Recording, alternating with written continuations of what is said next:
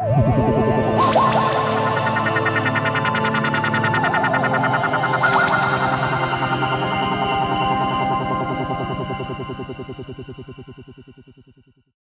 guys, dalam video kali ini kami PT Jasa Konsultan Keuangan ingin berbagi pengetahuan tentang penjelasan filosofi unik dari Amazon yang membuatnya menjadi perusahaan raksasa.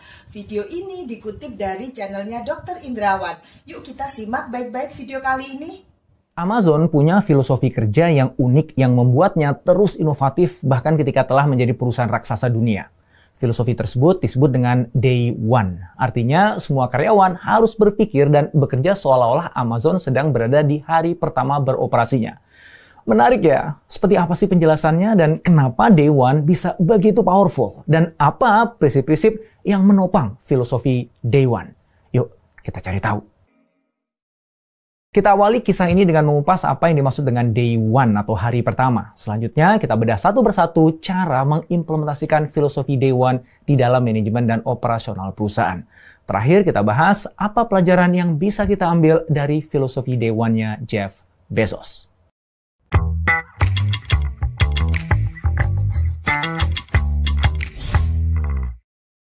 Frasa Day One bagi Jeff Bezos memang sakral. Baginya, Day One bukan sekedar jargon. Day One adalah nilai, budaya, dan mindset yang diharapkan tumbuh dan menerap di dalam diri seluruh Amazonian. Dengan Day One, Bezos ingin membangun dan memelihara mentalitas kerja yang gigih dan fresh.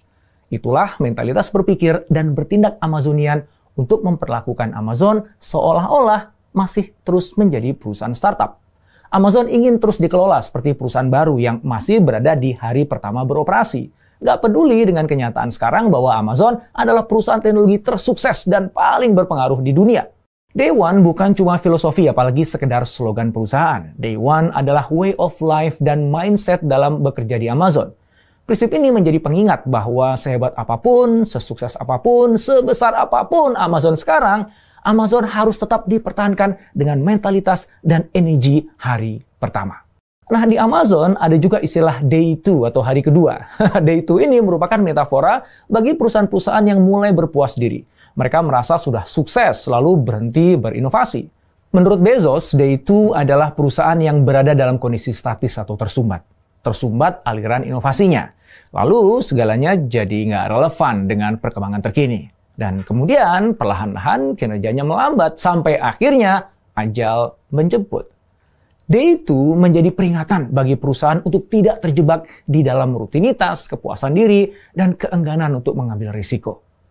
Jadi dengan istilah Day One, Bezos ingin mengingatkan dirinya sendiri dan juga seluruh tim di Amazon tentang sebuah nilai sekaligus mentalitas. Bahwasanya mereka harus terus berinovasi, bereksperimen, dan mendengarkan pelanggan seperti startup yang sedang memulai kerja di hari pertamanya. Bezos menanamkan mindset Day One di dalam setiap kesempatan. Dia menanamkannya dalam bentuk visualisasi fisik atau juga bahkan dengan cara-cara yang intangible.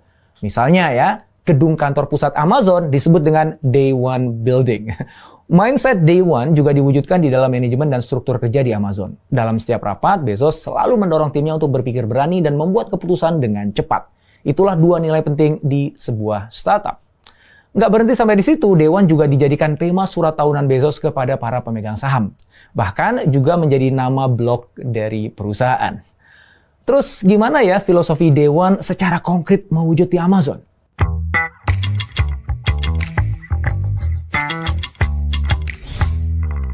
Ada 4 prinsip yang dijadikan pegangan untuk implementasi filosofi Day One di Amazon.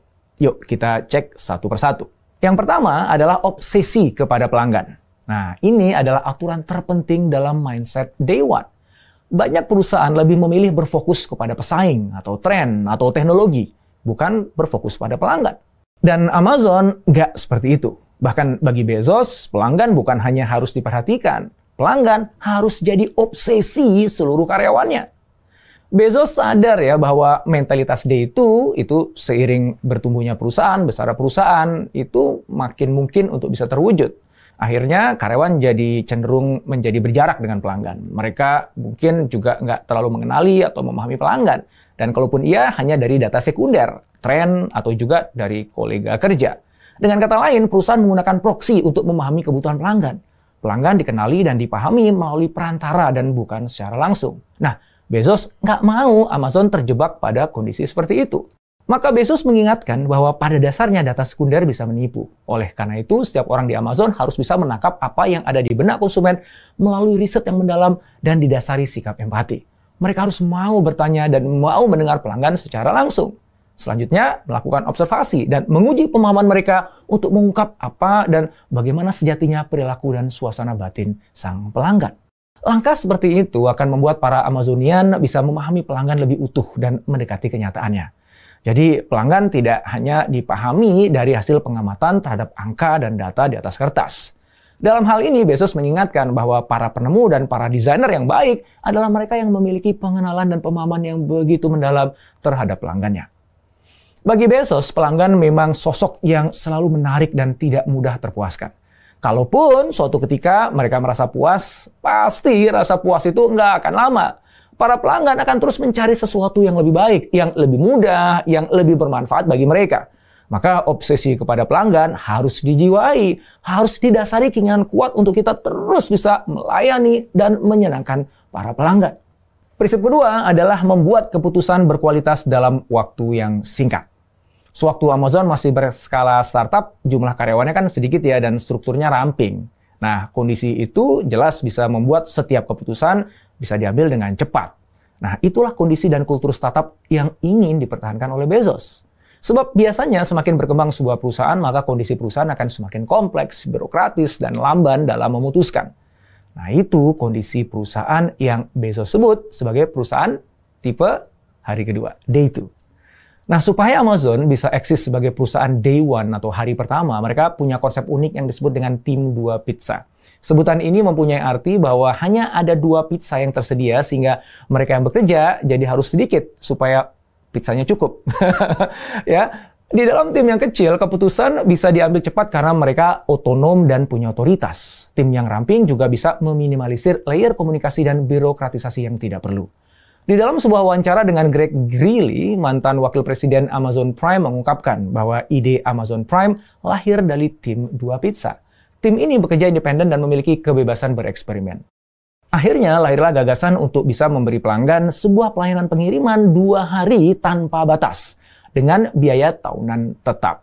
Hasilnya, sekarang Amazon Prime sudah mempunyai lebih dari 200 juta anggota di seluruh dunia. Selain itu, Amazon Prime juga sudah mengubah cara belanja online. Kemampuan Amazon membuat keputusan yang cepat juga berhasil menciptakan produk inovatif yang lain terungkap dalam presentasi pada konferensi AWS yang disampaikan James Hamilton, seorang insinyur terkemuka di AWS. Dalam presentasi itu diterangkan bahwa tim 2 pizza dibuat dengan membentuk tim yang bekerja pada infrastruktur dan tim yang bekerja pada fitur aplikasi. Nah, pemisahan itu membuat masing-masing tim punya hak otonom untuk bisa fokus pada keahlian terbaik mereka. Hasilnya, sekarang AWS menjadi produk paling menguntungkan bagi Amazon. Pelanggannya sudah lebih dari 1 juta dan sudah menghasilkan pendapatan miliaran dolar setiap tahunnya. Prinsip yang ketiga adalah menerima tren eksternal. Jeff Bezos sadar betul bahwa saat ini kita semua hidup di tengah perubahan yang konstan. Dunia digerakkan oleh inovasi teknologi, perubahan regulasi, dan bahkan disrupsi yang tidak terduga seperti pandemi COVID-19. Maka sangat penting bagi perusahaan untuk tidak merasa aman dan tetap bermain aman di tengah kompetisi yang ada. Apalagi dengan mengorbankan perubahan yang tengah terjadi pada kebutuhan pelanggan. Perusahaan tipe hari kedua akan fokus pada aspek internal untuk meningkatkan profit perusahaan. Nah, sebaliknya, perusahaan dengan kultur hari pertama akan merespon tren eksternal dengan iterasi dan eksperimentasi. Mereka akan meningkatkan curiosity, rasa penasaran, dan menjadikan tren eksternal sebagai inspirasi. Sikap ini mendorong para leader di Amazon siap mengambil risiko. Mereka juga toleran pada kegagalan dan menempatkan kegagalan sebagai konsekuensi dari sebuah inovasi. Bagi mereka, merespon tren bukan hanya soal bertahan hidup, tetapi juga sudah menjadi bagian integral dari DNA perusahaan. Cara Amazon menerima tren eksternal bisa terlihat dari beberapa inovasi mereka.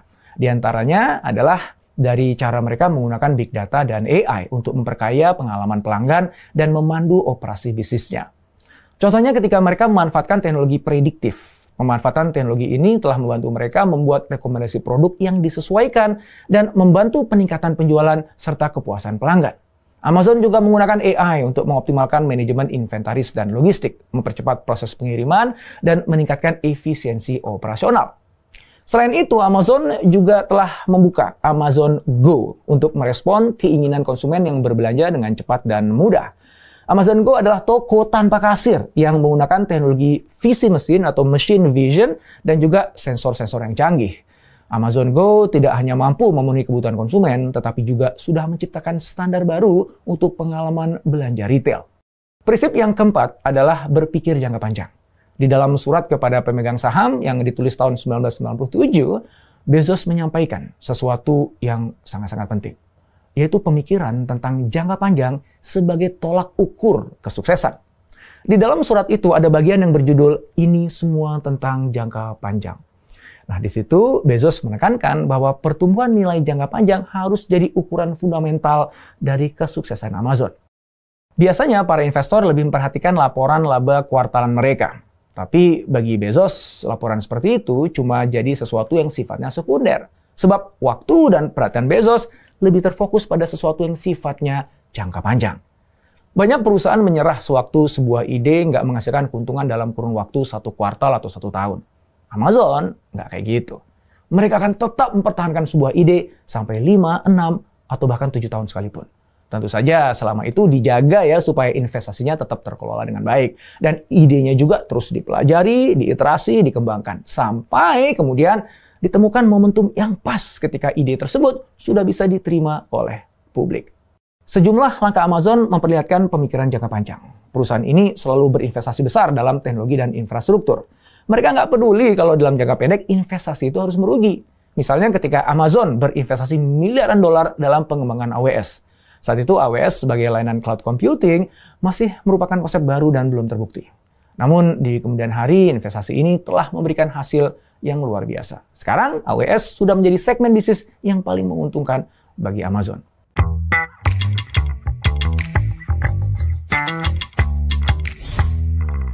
Pada dasarnya, Amazon telah mengajarkan beberapa hal penting tentang bagaimana seharusnya kita menjalankan bisnis.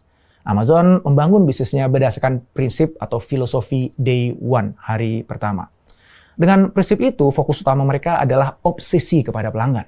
Jeff Bezos tidak hanya mendorong timnya sekedar supaya mampu memahami apa yang diinginkan atau dibutuhkan oleh pelanggan, dia mendorong timnya supaya benar-benar terobsesi dengan pelanggan. Bezos mengajarkan kepada kita bahwa seiring bertambahnya ukuran perusahaan, kita tetap harus dekat dengan pelanggan. Kita nggak boleh berjarak dengan pelanggan. Mereka jangan dilihat hanya dari data sekunder dan tren, tapi pelajari dan pahami mereka dengan cara bertanya serta mendengarkan mereka. Selain itu, Bezos memahami pentingnya membuat keputusan berkualitas tinggi dengan cepat. Dia berusaha mempertahankan kultur startup di Amazon dengan konsep tim 2 pizza. Tim kerjanya dibentuk kecil aja sehingga cukup dengan 2 buah pizza saja untuk bisa memberikan makan semua anggotanya. Tim-tim kecil ini memiliki otonomi dan dapat membuat keputusan dengan cepat, termasuk keputusan untuk menghasilkan sebuah inovasi. Bagi para pemimpin bisnis, mereka harus bisa menciptakan lingkungan kerja yang memungkinkan tim bisa membuat keputusan dengan cepat dan efisien. Lalu, Amazon juga mengajarkan kita untuk menerima dan merespon tren eksternal. Perubahan konstan adalah sebuah realitas bisnis modern, dan Amazon telah menunjukkan bagaimana kita harus merespon tren ini dengan eksperimentasi dan inovasi. Amazon telah menggunakan big data dan AI untuk meningkatkan pengalaman pelanggan dan juga operasi bisnis. Juga dalam merespon setiap kebutuhan pelanggan, dan salah satu contohnya pembukaan toko Amazon Go yang bebas kasir. Kemudian Jeff Bezos juga memahami pentingnya berpikir jangka panjang. Dia telah menanamkan pola pikir ini ke dalam budaya Amazon sejak berdirinya perusahaan. Amazon telah berinvestasi besar dalam teknologi dan infrastruktur, walaupun untuk sementara menanggung rugi. Amazon telah berinvestasi miliaran dolar dalam pengembangan AWS, layanan cloud computing yang kini menjadi segmen bisnis yang paling menguntungkan bagi Amazon. Untuk itu, teman-teman semuanya, mulai sekarang kita harus menganggap bahwa setiap hari di perusahaan kita adalah hari pertama, Day One. Jauhkan diri Anda dari mentalitas hari kedua. Teruslah terobsesi pada pelanggan. Buatlah keputusan berkualitas tinggi dengan cepat, dan terima serta respon tren eksternal secara positif. Teruslah berpikir untuk kepentingan jangka panjang. Itu yang akan mengantarkan perusahaan Anda pada mindset inovatif yang abadi. Bagaimana guys videonya? Kira-kira pelajaran apa yang dapat kita petik dari video tersebut? Yuk kita komen di bawah ini. Oh ya, jika kalian ingin berkonsultasi masalah keuangan, laporan keuangan perusahaan, pajak, strategi pemasaran, bahkan digital marketing, jangan sungkan untuk hubungi kami di 0811 8085 705. Sampai jumpa dalam video berikutnya.